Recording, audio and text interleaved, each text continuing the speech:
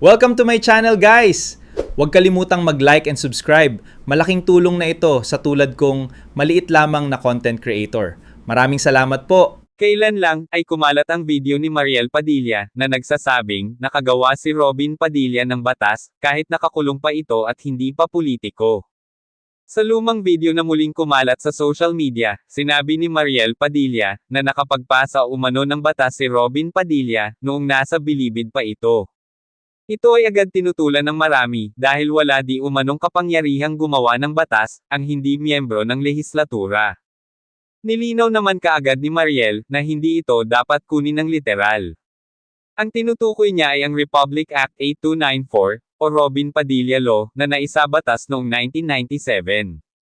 Ayon sa kanya, ang karanasan ni Robin ang naging halimbawa sa pag-amyenda ng batas, ngunit hindi umano siya ang sumulat o nagpanukala nito. Sa kabila ng paglilinaw, ay patuloy pa rin ang kritisismo. Ipinagtanggol naman ni Senator Robin Padilla ang kanyang asawa, at sinabing, ginagamit lamang ang issue. Isa na nga si Team Tarty, sa nagbigay ng reaksyon, sa mga tinuran, ni Mariel Padilla. Panoorin natin, ang reaksyon ni Team Tarty.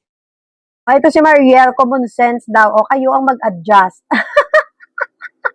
Kami na lang mag-adjust, Day Mariel. Naintindihan namin ang iyong pag-ibig, no? Naintindihan namin ang pag-ibig, Day. Nakakabulag talaga yan, Day. Nakakabulag. Alam mo, kahit bopals pa yan, feeling mo matalino. Ganun talaga. At alam naman natin na kung araw-araw talaga bopals ang kasama mo, eh nagiging bopals ka rin.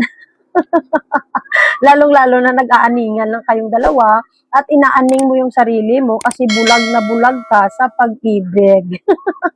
So, totoo ba na merong naipasang batas ang kanyang asawang ex-convict nung siya ay nasa loob pa ng kulungan? Siyempre, kay guli-guli na naman tayo magtatanong.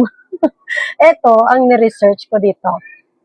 Sabi ko, guli-guli, meron ba talagang batas si Ruben na naipasa nung siya ay nasa kulungan pa? At ang sagot ni Guli-Guli, napakalinaw, nandito sabi ni Guli-Guli, walang batas na ginawa o pinasa si Ruben Padilla habang siya ay nakakulong. Ang tinutukoy na Republic Act 8294 na iniluwal noong 1997 habang nakakulong siya ay ipinasa ng Kongreso at nilagdaan ni Pangulong Fidel V. Ramos. Siya ay nakinabang lamang dito dahil binaba nito ang parusa sa kaso niya sa barel. Kaya ito tinawag ng iba na informal na Robin Padilla Law. So hindi naman pala si Ruben. Gaminango, kaya gaminango lang talaga si Mariela. Pasensyahin nyo na. 'Di ba? Pasensyahan nyo na. So, hindi siya ang may pakana nito, hindi siya nagpasa niyan. Siya ay isa lang sa nakinabang.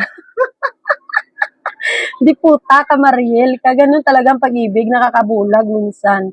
Oh, ang katotohanan tungkol sa batas. Basahin natin kasi si Mariel, inuuto niya na yung sarili niya, no? Oh, ang katotohanan tungkol dito sa batas. Hindi siya mambabatas noon dahil siya ay isang preso. Hindi siya mababata, siya ay isang preso. Si Ruben Padilla ay isang preso sa New Bilibid Prison noon at walang kapangyarihan na gumawa o pumasa ng batas. So ano sinasabi mo, Mariel, na nakapagpasa siya ng batas? Di puta, ginamango mo sarili mo, day. No?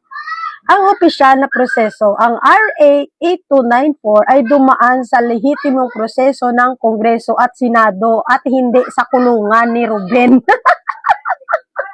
Animalistic ka talaga, Mariel. Oh, 'di ba? Ganun talaga, day. Nakakabuang talagang pag-ibig at nakakabobo, no? So lokohin mo pa yung mga Pilipino at syempre niloko mo yung sarili mo. So kailan kaya ka ikaw magigising sa katotohanan, day man? Inaaning ang sarili, animal. O, di ba? Mag-ingat tayo sa pag-ibig, kaya nakakabubo pala.